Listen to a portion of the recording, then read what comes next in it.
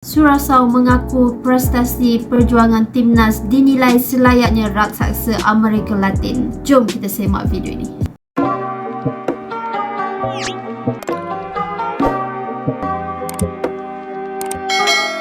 Hai, Assalamualaikum guys. Welcome back to my YouTube channel. Hi guys. Okay, seperti biasa guys, buat kalian semua yang menonton video ini, Nora akan sentiasa mendoakan buat kalian semua terlebih dahulu agar sentiasa diberikan kesihatan tubuh badan yang sihat dan sentiasa dipermudahkan segala urusan kehidupan seharian kita, InsyaAllah. Okay, terima kasih semua yang masuk menonton. Dan kali ini guys, satu isu berita yang hangat diperkatakan sendiri oleh pasukan Surasau, iaitu mereka mengakui prestasi perjuangan timnas dinilai selayak-layaknya raksasa Amerika Latin. Okey, jadi bagaimanakah videonya itu? Jadi tanpa kita lama-lama, jom kita semak dahulu video ini. Let's go.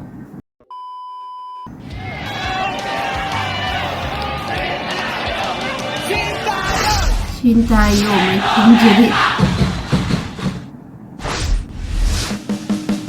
Kagumi supporter Indonesia pelatih Curaçao sebut timnas Indonesia layaknya negara Amerika Latin. Menghadapi timnas Indonesia di FIFA Matchday September ini membuat pelatih Curaçao Remco Vicentini memberikan penilaiannya terhadap performa anak asuh Sintayong. Dengan nada bergurau, Remco Vicentini menyebut timnas Indonesia memiliki gaya permainan dengan negara Amerika Latin. Brasil mirip dengan timnas Indonesia. Tidak, itu hanya bercanda. Saya pikir kami punya banyak pertandingan di Amerika melawan Meksiko dan tim lainnya. Mungkin Bolivia sama dengan timnas Indonesia. Ucap pelatih berusia 54 tahun tersebut. Remco Vicentini mengakui hal tersebut tentu bukan tanpa alasan. Pasalnya Mark Klok dan kawan-kawan mampu memberikan perlawanan yang luar biasa dan telah terbukti sejak pertandingan pertama yang dimenangkan oleh pasukan Sintayong dengan skor 3-2. Remco Vicentini sendiri mengagumi beberapa talenta timnas Indonesia. Nama-nama seperti Pratama Arhan dan Nadeo telah menjadi sorotan pelatih asal Belanda tersebut. Bahkan tak hanya pemain, Remco Vicentini sempat dibuat takjub oleh animo supporter timnas Indonesia. Banyaknya supporter di Stadion Pekansari diakui Remco sangat berisik dan bisa mengganggu mental anak asuhnya. Hal yang berbeda dari pertandingan pertama yang berlangsung di Stadion GBLA Bandung. Tak hanya perihal sepak bola, keindahan Indonesia juga tampak disanjung oleh para punggawa Curaçao. Hal tersebut terbukti lewat unggahan beberapa pemain Curaçao di akun Instagram pribadi masing-masing. Terbaru striker timnas Curaçao Kenji Gore terpikat dengan keindahan Kabupaten Bogor. Bogor.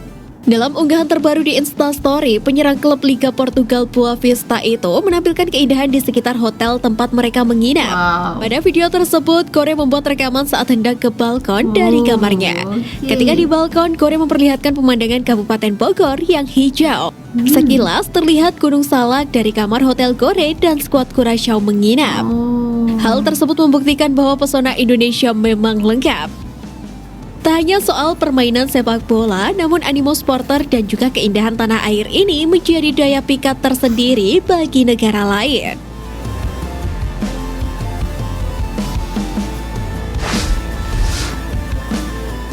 Kelebihan pemain naturalisasi bagi timnas Indonesia. Pertama, memiliki kualitas di atas rata-rata. Para pemain naturalisasi kerap dianggap memiliki kualitas yang apik, bahkan jauh lebih dari pemain lokal. Hal ini disebabkan karena umumnya pemain naturalisasi memiliki kemampuan bawaan dari negara asalnya bermain, dalam hal ini sepak bola Eropa. Karena itulah kehadiran pemain naturalisasi di dalam skuad timnas Indonesia diharapkan bisa berkontribusi dalam memenangkan permainan dengan kemampuan yang mereka miliki. Pemain naturalisasi juga kerap membantu komunikasi antara pelatih asing dan juga pemain.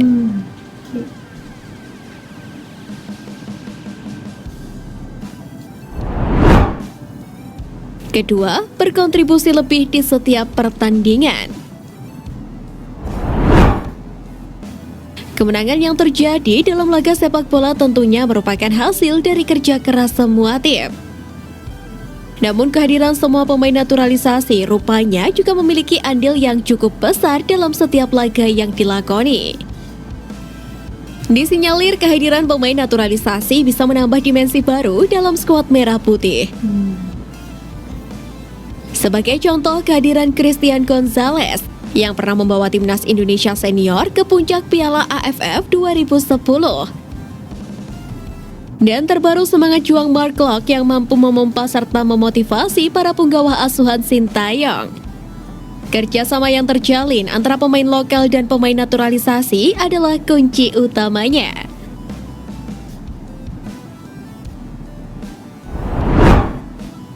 Ketiga, pelengkap kekurangan skuad Garuda. Sintayong merasa lini pertahanan timnas Indonesia masih kurang, terutama jika ingin bersaing di level Asia. Karena inilah pada akhirnya diputuskan untuk memanggil pemain naturalisasi yang bisa membantu memperkuat lini pertahanan. Sebelumnya timnas Indonesia sudah beberapa kali menaturalisasi pemain depan. Alasannya pun sama, karena ingin memperkuat daya gedor skuad Garuda. Munculnya pemain naturalisasi di dalam tim merah putih tentunya bisa menutupi kekurangan dan sebagai pelengkap. Para pemain naturalisasi bisa memberikan dimensi baru, karena biasanya ada yang jago melakukan duel, staminanya awet dan juga bisa bermain di berbagai posisi.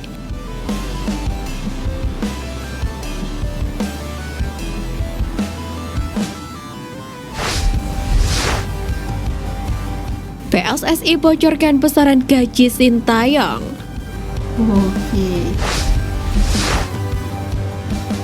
Sintayong resmi menakodai skuad Garuda sejak tahun 2019 silam. Selama timnas Indonesia ditukangi oleh juru taktik asal Korea Selatan itu, ternyata prestasi skuad merah putih cukup mentereng, mulai dari junior hingga senior.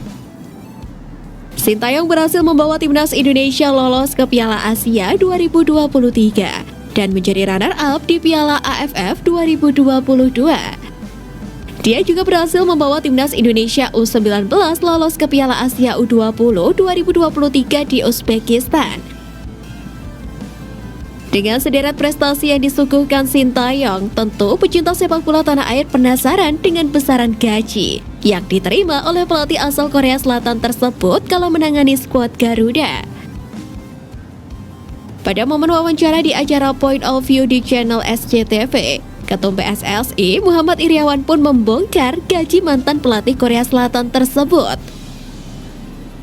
Pria yang kerap disapa Iwan Bule tersebut tak mempermasalahkan Sintayong yang kerap menjadi bintang iklan. Padahal gajinya bersama timnas Indonesia sendiri mencapai 2 miliar per bulan.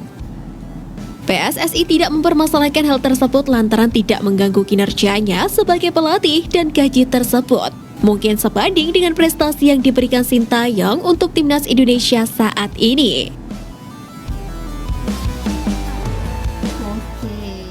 Oke guys, so itu dia videonya. Oke, beritanya mengenai Suraso mengaku frustasi dan perjuangan timnas dinilai selayaknya raksasa Amerika Latin. Tahniah lagi sekali buat timnas Indonesia kerana berjaya mengalahkan satu pasukan yang juga agak kuat juga satu pasukan yang agak kuat juga dari segi permainan strateginya itu, dan akhirnya kalah guys, kalah di tangan timnas Indonesia. Okey, dua perlawanan dan dua kemenangan buat timnas Indonesia. Tahniah lagi sekali guys. Okey, seperti yang kita tahu, pasukan Suraso ini adalah satu pasukan yang kuat dan tinggi mengikut ranking bola sepak, jauh beza dengan timnas Indonesia. Akan tetapi guys, berjaya dikalahkan sendiri oleh pasukan timnas Indonesia, dan timnas Indonesia sekaligus berjaya mengalahkan pasukan ini sebanyak 2 kali ya guys, 2 perlawanan dan 2 kali kemenangan. Wow, jadi cukup luar biasa sekali. Okey, sesuatu yang sangat-sangat dibanggakan buat rakyat Indonesia. Okey, terhadap pasukan timnas Indonesia. Luar biasa banget ya. Tahniah Nora ucapkan. Okey, jadi gimana guys menurut kalian semua? Jangan lupa untuk tinggalkan komen di bawah ini kerana Nora pengen baca komen-komen dan pandangan daripada teman-teman semuanya. Okey, itu sahaja daripada Nora dan kita berjumpa di next video yang seterusnya. Assalamualaikum. Bye.